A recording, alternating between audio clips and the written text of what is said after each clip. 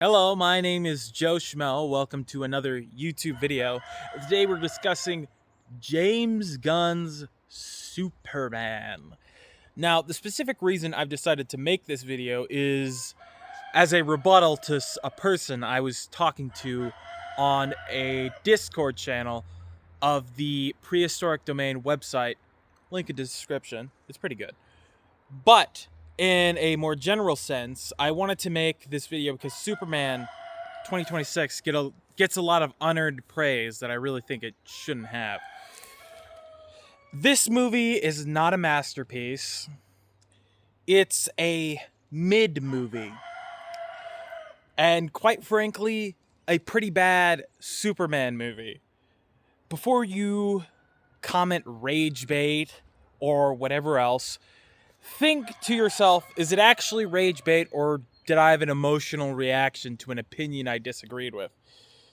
Believe you me, this movie has problems, and I'm going to lay them out one by one. Problem number one with this movie. The focus on emotion as a theme is poorly developed and obtuse. The main theme of the movie is twofold. Emotions are what make us human, and emotions are the most important thing. Now, the problem with this is that emotions are subjective. So rather than some consistent moral code like truth, justice, and the American way, your actions are guided by the whims of mood. As a result of these whims, the character of Superman, in quotation marks in this movie, is prone to screwing himself over in emotional decisions. For example, turning himself over to Lex because he's depressed, or crashing into Lex's office while being recorded. The worst instance of Superman, baby, is towards the beginning of the movie, when Clark is interviewed by Lois Lane, and when pressed on his intervention in a foreign military conflict that is meant to be a unsubtle metaphor for the Israel-Palestine conflict. We'll get to that later. He breaks down almost immediately and cuts the interview short. Then, at the mention of hashtag supershit, he breaks down again. He's losing it to playground banter. This stuff is on the same level as poopy head. All this wouldn't be so bad if it wasn't Superman, and this wasn't portrayed as a good character trait. Superman is a classical hero in a very true sense, and as part of that, he is supposed to have a level of stoicism. Gunn's portrayal is tantamount to character assassination. The moment of triumph in this film is when Superbaby busts into Lex's command room, and we get a music cue, and we're supposed to think that he's winning the argument for some reason, even though he's clearly not confident in his own argument. This is just a pathetic display, and it doesn't command any sort of respect. The focus on emotion does not help James Gunn's directing style either. The way the sun is basking everything in light is a technique meant to evoke strong emotions. It's called golden hour. Look it up. In Superman, this technique is overused, so by the point where you're supposed to have the strongest emotional reaction, James Gunn has to crank up the light to the point where you can't see half of what's happening on screen. There's also the extreme close-up problem. Directors zoom in on people's faces when they want to highlight emotion. In this film, that happens constantly to the point of annoyance. Characters are constantly soy-jacking into the camera. Frankly, it's quite ugly at times. Problem number two. There's too many useless side characters. In an effort to artificially create the illusion of an expansive multiverse, or universe in this case, James Gunn inserts a bunch of annoying side characters into this Superman film. I don't really have more to say about that. Problem number three. James Gunn took zero risk. This movie is a cookie-cutter James Gunn film. He doesn't take risk here. Rather than adapting his style to fit Superman, he changes Superman to fit his style. Let's be honest, it just doesn't work. These may be little things, but the little things add up. Superman's parents telling him to rape and pillage, the irreverent humor, the oafish nature of the characters, etc. It just screams, this isn't your grandpa's Superman, in a very bad way. Don't get me wrong, James Gunn's style worked for the Suicide Squad, but Superman's a sort of antithesis to the characters that James Gunn normally works with. So it just knocked me out of the movie every time a Gunnism popped up. As for Gunnisms, they are not even that creative. There is one scene that's a straight-up rip-off of a better scene from Guardians of the Galaxy 2, and after I saw it, I thought, wow, did people really let him get away with this? James Gunn doesn't do anything new with the source material itself either.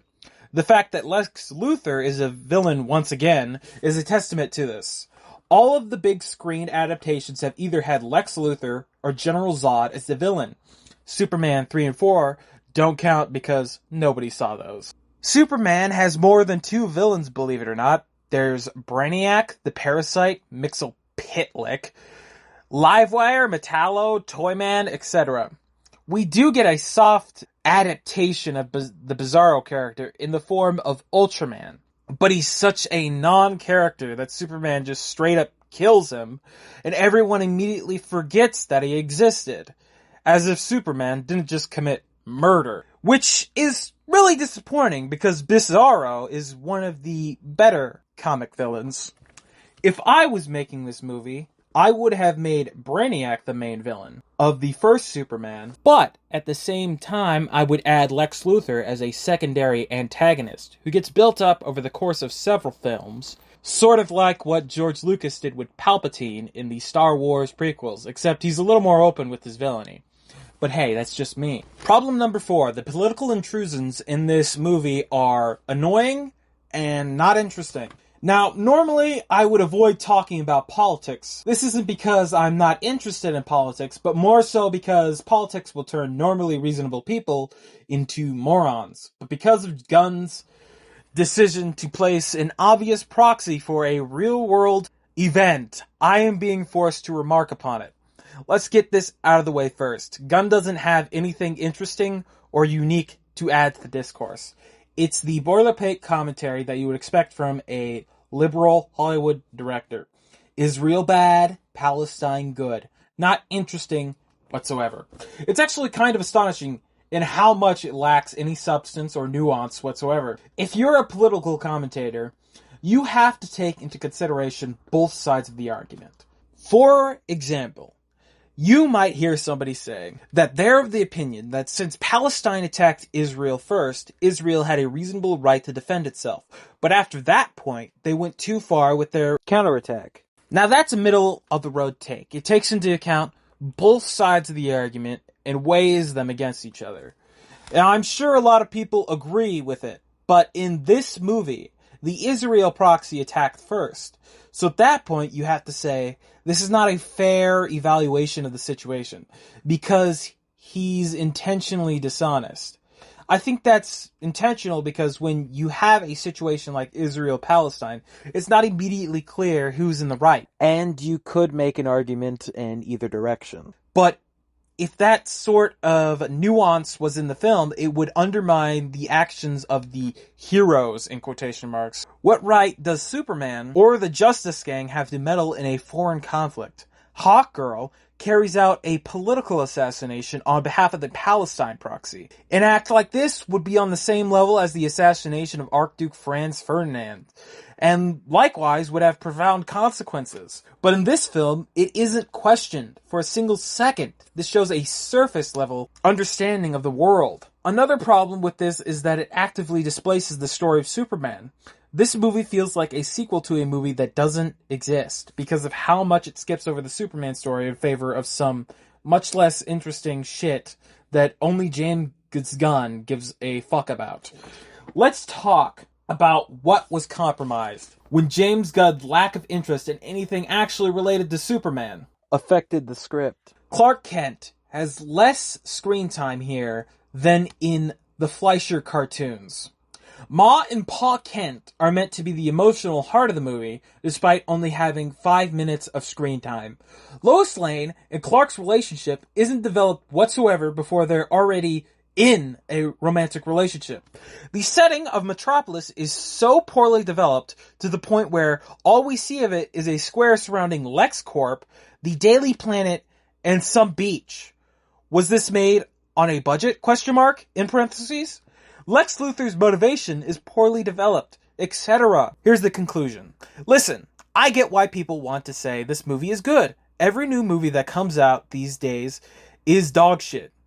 So when something that dares to be merely mediocre comes out, a lot of people praise it to high heavens. But when we get some perspective and compare it to what has come before, it's clearly not measuring up to what has come before. I'm just asking for you to get a little perspective here, okay? Also, James Gunn should be executed for treason because the line truth, justice, and the American way does not appear in the film. So that's why I dislike the Superman written and directed by James Gunn. I'm not infallible, so you can criticize me in the comment section. Anyway, goodbye.